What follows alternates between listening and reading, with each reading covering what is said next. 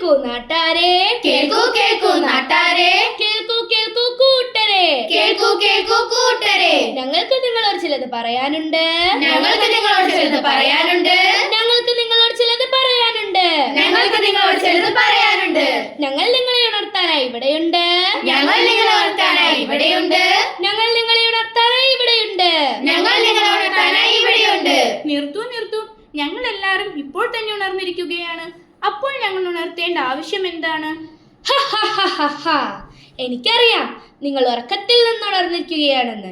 എന്നാൽ ഞാൻ ഉദ്ദേശിക്കുന്നത് നിങ്ങളുടെ മനസ്സിനെ ഉണർത്തുക എന്നാണ്. ഒരു വളരെ പ്രധാനപ്പെട്ട സന്ദേശം നൽകാനാണ്. ആണോ? എന്നാൽ സമയം കളയാതെ ആ പ്രധാനപ്പെട്ട സന്ദേശം ഞങ്ങളോട് പറഞ്ഞാട്ടെ. നിങ്ങൾക്കും അറിയാൻ ആഗ്രഹമുണ്ടോ? ഉണ്ട്. എന്നാൽ കേട്ടോളൂ. സമ്പന്നമായ പാരമ്പര്യം, സമ്പന്നമായ പാരമ്പര്യം, അനവധി വെല്ലുവിളികൾ, അനവധി വെല്ലുവിളികൾ.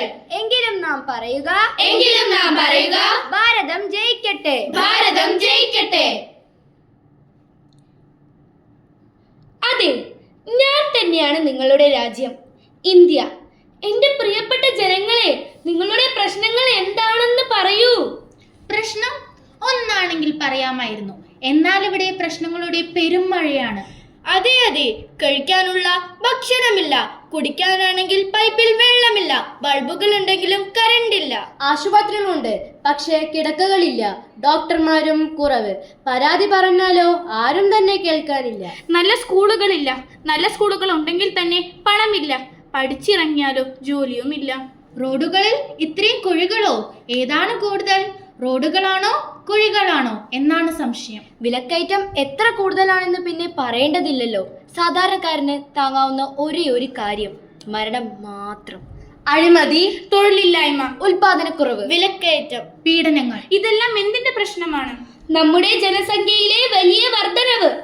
അതെ, ജനസംഖ്യാ സ്ഫോടനം വലിയ ദുരിതമാണ്. ജനസംഖ്യാ സ്ഫോടനം വലിയ ദുരിതമാണ്. ജനസംഖ്യാ സ്ഫോടനം വലിയ ദുരിതമാണ്. ജനസംഖ്യാ സ്ഫോടനം വലിയ ദുരിതമാണ്.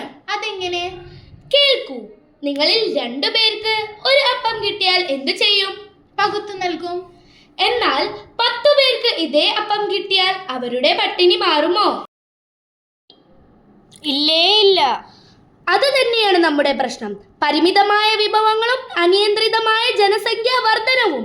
അതാണ് ജനസംഖ്യാ സ്ഫോടനം വലിയ ദുരിതമാണ്. ജനസംഖ്യാ സ്ഫോടനം വലിയ ദുരിതമാണ്. ജനസംഖ്യാ സ്ഫോടനം വലിയ ദുരിതമാണ്. ജനസംഖ്യാ സ്ഫോടനം വലിയ ദുരിതമാണ്. ജനസംഖ്യാ സ്ഫോടനം വലിയ ദുരിതമാണ്. ജനസംഖ്യാ സ്ഫോടനം വലിയ ദുരിതമാണ്. സൂക്ഷിക്കുക.